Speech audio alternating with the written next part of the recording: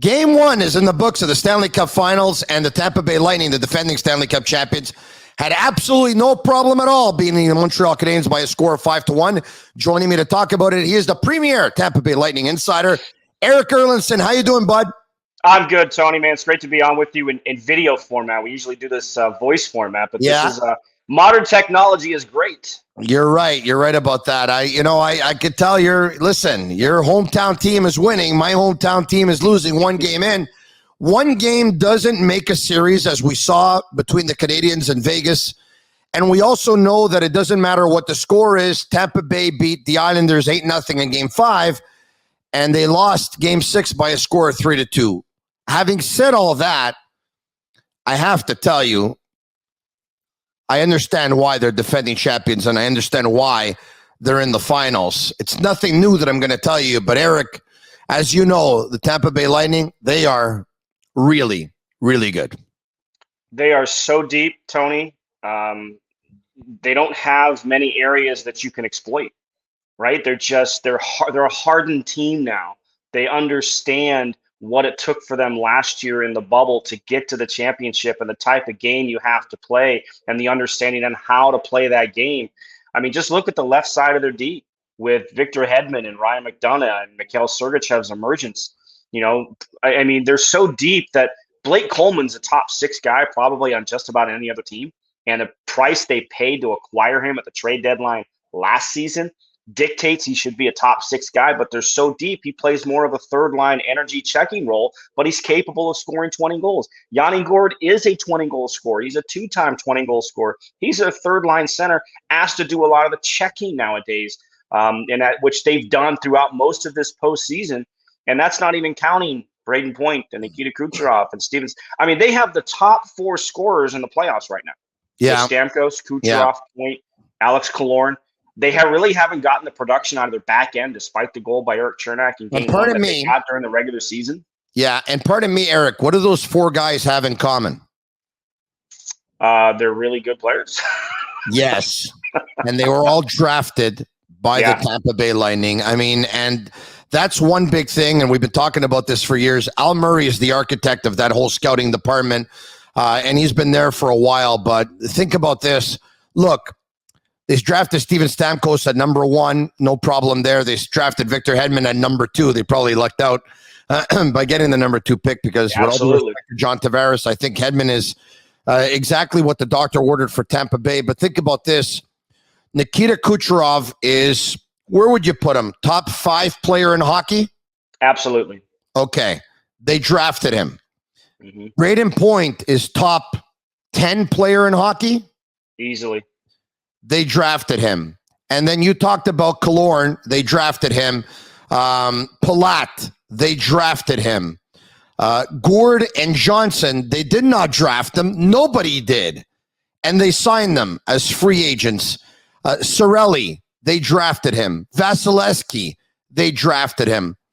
I mean, the work they've done with drafting and with their GM signing players, it's unbelievable. Yeah, the draft development has been their lifeblood. It really has. And it's something when Steve Yzerman took over in 2010, that's one of the first things he worked on was set the tone for the draft board, right? And the tone has always been, find me players who compete, find me players who have high hockey IQ. If they have skills, we'll work with them. If they have skating deficiencies, we'll work with them. But if you can find me guys who will compete in games and understand how to think the game, we'll work with them. And that's how you get an Anthony Cirelli in the 3rd round. That's how you get a Braden Point in the 3rd round. And then they see something in guys like Yanni Gourde, who was cut free in the middle of the season by the San Jose organization. And it took a couple years for Yanni Gourde to make the NHL level. And you look at it now and you go, how did anybody not see this in this player? Because what does he do so well? He competes. He is a dog on a bone of going after pucks, and he will not back down from anybody. They love those attributes. I'll even throw in the example of a guy like Carter Verhaeghe. Carter Verhaeghe was the leading scorer in the AHL 2 years ago. 2 seasons before that, he was in the ECHL. They worked with Carter Verhaeghe. They saw some of the offensive skill that he had. His skating was deficient. They got him in the program, into the system. They worked with him. They developed him to the point where he was somewhat of a regular last year. And then you look at what he did with the Florida Panthers this year. It's been absolutely everything. And Pat Verbeek, who was the assistant GM here, I remember having a conversation with him one day about that drafting to develop. And he said, you know what nobody ever says about prospects? You left them in the minors too long. They always say you brought them up too early. So they make sure with that whole development ideal and philosophy that they have, that when it comes time for a player to come up to the NHL level, that they're ready. Anthony Cirelli, his rookie year, didn't come up until March. He got that seasoning down in the minor leagues. Nikita Kucherov played the first month and a half in Syracuse at the minor league level. Actually, it wasn't until Steven Stamkos suffered that broken leg in 2014 that they called up Nikita Kucherov. So they don't rush players whatsoever. They make sure they put them on the right path, and then you get rewarded for how they play. It's a Sick Podcast. I'm Marinero, and the show is brought to you by Essentia, the world's only natural memory foam mattress. Go to myessentia.com/sickpod and see why Essentia is the mattress of choice for many athletes, including over 25% of professional hockey players. Use code SICKPOD for a free pillow with your purchase. Essentia Beyond Organic Sleep. Speaking of sleep, at one point, Mikhail Sergachev, I think, tried to put Brendan Gallagher to sleep. Boy, I got to tell you, those images, everyone's still talking about it today, with blood dripping down his face and oozing and squirting out of his head. That was unbelievable. And Eric, I'll add, incredibly scary at the same time. Absolutely. Look, there's a reason why the league has instituted this, helmet rule, right? If your helmet comes off during play, you got to leave the ice. And we saw it was after a whistle. Obviously, it's a different situation. But Tony, how much has ripping off the helmets become the new face wash in these post-whistle scrums in the playoffs? I can't tell you how many times I've seen it throughout this postseason that they just, and then what happens is you get a scary situation like last night. I mean, Mikhail Sergachev is not trying to hurt Brendan Gallagher. He's trying to maybe say, you're not going to push me around. We all know the dog that Brendan Gallagher can be when he gets involved in it. He's got such fight in his game that he's just, Mikhail Sergachev is just trying to kind of fight back a little bit. And it's scary when you go head first into the ice. I hope he's okay. I haven't heard anything today as we talk, but it was an image, and it's a scary image. And it's, again, I think some of the stuff needs to get out of the game. I think these post-whistle stuffs. Well, listen, I'm going to say this, okay? I'll say this.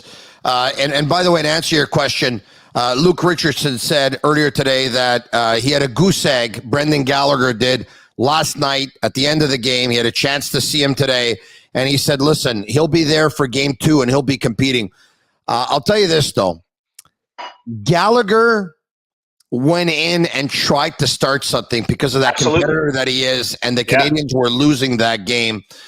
You're going to ask Brendan Gallagher to change the way he plays. He hasn't changed up until now. He's not going to. I'm just wondering how much gas this guy's going to have left. He's got a 6-year deal after this. But anyway, I guess we'll worry about that later. Let's talk about the matchup now. Philip Deneau, the plan for the Canadians, the game plan was for Philip Deneau's line with Deneau, Gallagher, and Arturi Lehkonen to do what they did in the Toronto series to the Matthews line, to do what they did in the Winnipeg series versus Scheifele's line in game 1, and then with Scheifele suspended versus the rest of that line for the rest of the series, to do what they did versus Chandler Stevenson's line, and then he got hurt, and then Tuck took over, and Vegas' number 1 line. They weren't able to do it because Keefe, Maurice, and DeBoer were not able to get away from the matchups. John Cooper was. He had the last line change, but man, was he sharp last night. Instead, what he did was he took Yanni Gourde and he put Yanni Gourde out there against Philip Deneau. And by the way, their former teammates, having played together when they took the Victoriaville back in 2012 or something like that. And I took a look at Hockey DB and I couldn't believe it. Yanni Gourde picked up 124 points and was the leading point getter on that team. But Cooper was sharp. But at the end of the game, when he was asked about his players and him and the game, he said, it's easy to look good as a coach when your players are as good as mine. He's right. It's the depth that this team has that they can throw a Yanni Gourde line out there against the Deneau line and not worry about it. I mean, it was that line that scored the second goal in the second period. They gave them a 2-0 lead, and that's what I'm saying with the depth that this team has. I mean, Tyler Johnson's a 4th line center now, And his game has slipped. There's no doubt he's not the same player he was in 2015. The production shows that. He was a second-line winger most of this year with Kucherov out. But he's now their fourth-line center. And how dangerous was he last night? How dangerous was that line last night with Pat Maroon and Ross Colton? I'll take it a step further, Eric, if I can. Yeah. And I'm going off the top of my head here. But Tyler Johnson, fourth-line center, has to be the best fourth-line center in the league. Probably. Yeah. Right. You know, he hasn't scored a ton in this postseason, but he's not getting the ice time because, you know, you're getting 9, 10, 11 minutes a game. He's used to being a guy closer to 18 to 19 when he was, you know, at his best. But they're just so dangerous at the fourth line. And, you know, and then if you're going to get Cooper to get the Gord line out there against Danault, well, that frees up Braden Point and Kucherov and Palat, and you know, with Suzuki and Caulfield, and you know, as great of a playoffs as that line has had, that's a hard matchup for anybody, and that's a hard matchup for Patrice Bergeron and his line in Boston. So if the Lightning are going to get that matchup on a consistent basis, and you know, Suzuki doesn't step up and Caulfield doesn't step up. Well, the Caulfield had a couple of really good looks last night, including one very early in the game with a good shot from the high slot. He went high. Yeah, he did. But if that line is going to be matched up against Braden Point's line, you have to think that's probably going to be a pretty huge advantage as the series goes on for Tampa Bay. And look, John Cooper's not usually somebody who gets caught up in the matchup game, but I think they obviously saw an opportunity in game one to kind of look at it that way and utilize the fact that you can get a point line out there against a couple of young players. It's the Sick Podcast. You can listen to us on iHeartRadio app and all social media platforms, and sportbuffshop.com for all of your officially licensed sports apparel and more. Use code SICK15 for 15% off on all of their items. All right, okay, so now you just talked about Cole Caulfield's shot that went high. Josh Anderson went high. So Caulfield went high blocker. Anderson went high glove. Weber went high glove. The Canadians went high all night long. It appears to me that their scouting report would tell them to go high on Vasilevsky. Now, you've seen Vasilevsky more than probably anybody else other than the people working for the Lightning. But I have to tell you this. I would think go 5-hole on Vasilevsky. Am I wrong or not? Again, try and find a weakness in this game. In actuality, I think historically that the glove side has been considered maybe his weakest, and he's worked on it. I mean, you don't get to the level that Vasilevsky is at without working on something. Okay. When he first came up, that was an area that they were, you know, they kind of had to get that glove hand up more, like it always dropped, and they had to get him to kind of pick it up. And it was up last night, boy, especially on that Weber breakaway. He had the glove in the perfect spot to be able to snag that one. And prevent Weber from scoring there. Beating him a 5-hole, like, it has to be a really good move. I mean, he's so hard to beat down low because his legs are so long. He moves so well post to post, probably as good, if not better, than any other goaltender in the league. And he covers so much ice with those legs. It's so hard to beat him. And that was really the book on him as soon as he came over to North America and was playing in Syracuse his rookie year, was it's difficult to get pucks by him down low. Now, I will say this. He actually has, if you want to call it a weakness, the one area where teams have found some success are long-range low shots, right? Ryan Pulock had one in game one for the Islanders in the last round. Go back to 2018, the first goal that was scored on him in game 7 was a long-range shot. He tends to have some issues with those type of shots. But the glove has been something that he's worked on because it was a perceived weakness, and that's probably what some of the scouting is showing Montreal, is to go high. But, I mean, the new shot that you have to beat goalies anyway, Tony, we know, is above the pad and below the blocker. Yeah. What do you make of, and we're hearing a lot of in Montreal, Dougie Hamilton is the one who started telling everyone when Tampa Bay eliminated Carolina, we got beat by a team that's $18 million over the cap. Listen, some will say he's got a point. Sounds like sour grapes to me. I think excuses are for losers. I think it's a loophole that clearly, hey, you know what? Call it circumventing the rules if you want. Call it finding a loophole. I think they're smart. What do you make of people saying, though, this is not fair? Tampa Bay's $18 to $20 million more than everyone else. I think if Tampa Bay wasn't the defending Cup champion and Nikita Kucherov wasn't Nikita Kucherov, I don't think this would be as big of a deal. But because it's a highly skilled player, one of the top players in the league, who wasn't able to play in a shortened season. Look, if they played an 82 game season, this wouldn't be an issue, right? It's a whole 56 game schedule. The time frame for the hip surgery was right in line with that, 4 to 5 months. Because I do wonder, because Tyler Seguin had the same type of surgery, right? He had his sooner. Yeah. He didn't come back until I think 2 or 3 games left in the season, and even then, that was kind of rushing it back. And he had his surgery sooner. And the other thing is what I think a lot of people miss is just because he's back on the ice, and Tony, you know this, just because a player is back on the ice skating with his team doesn't mean he's ready to skate in a hockey game. There's a big difference, especially with the amount of time that a player misses, like he did. You're not in hockey shape. Those practices are meant to get you in a hockey shape. You're not taking contact. You're not going through the hard drills. You're not going through battle drills. I mean, he wasn't cleared for contact until I think the week before the end of the regular season. So, and look, Dougie Hamilton is catching a lot of heat for that comment. Yeah. But he did set it up and say, look, I don't have a problem with it. I think that just shows you how deep that team is because they were able to spend that money. Got it. And that's why they were able to beat us. But I think if this was, if this was Tampa Bay and they weren't defending Cup champions, if they were on the short end of their sort of run here, I don't think it'd be as much of a big deal. But they're the defending champs, and when you have an opportunity to do that, people are going to have a little bit of a side eye towards it. It's a sick podcast with Tony Marinaro, and joining me today is Eric Erlinson, Lightning Insider. Shout out to Excellent Photo, centrally located, close to downtown shopping in Montreal, close to universities, ships to all of Canada, professional staff at the store and online to help you choose the gear you really need. ExcellentPhoto.ca. Okay, everyone knows that Tampa Bay is the favorite. I would imagine a lot of people have their money on Tampa Bay today, and we'll get to the money part in just a second here, but paint the picture for me. Speaking of Excellent Photo, paint the picture as to how you could see the Canadians beating the Lightning.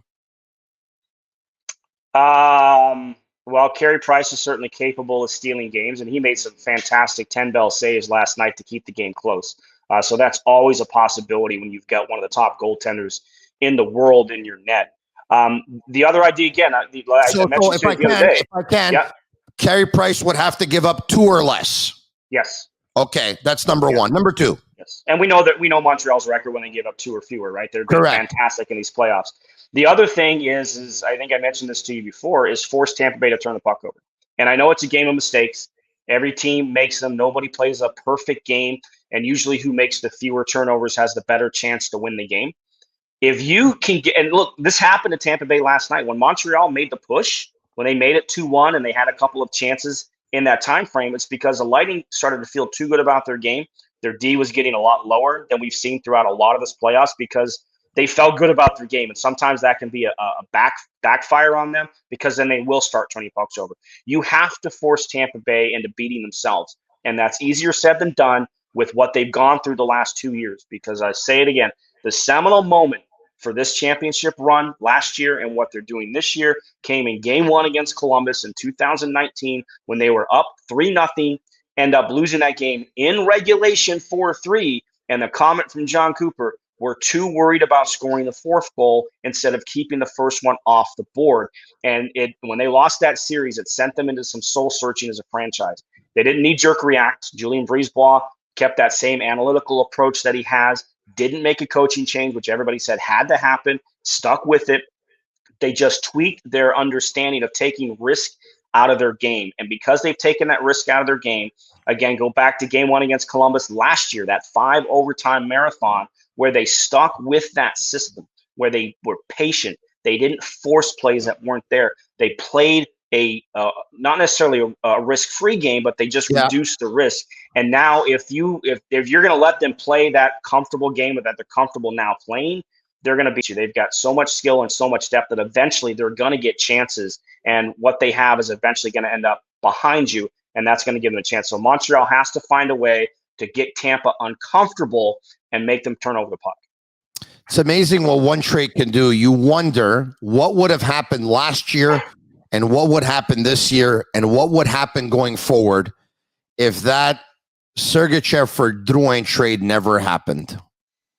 Yeah, it's and look, Jerome was coming off a pretty good year here. He Yeah. kind of found some of his game. Still wasn't living up to the hype. He was supposed to be this playmaking winger to play alongside Steven Stamkos. Never kind of materialized. But yeah, look, when they traded for Sergachev, they had a glut of forwards, right? Like they had so much forward depth. They weren't even sure they're going to be able to sign Duran, especially not to the contract that Montreal ended up signing him to. But when they brought in Sergachev, it just shored up a organizational deficiency. As great at the drafting and developing that we talked about at the top of the show, they've never really found that defenseman. They still got Cal Foote, and he kind of trailed off in the second half of this season. He's the first round draft pick of theirs. They've Yeah. never developed a defenseman. So when they brought in Sergachev, it filled that hole as a young, promising, upcoming defenseman who has the capability of being a number one guy. They make the deal too for Eric Chernak. We see what Eric Chernak has been able to do and shore up the right side of their D as a young player.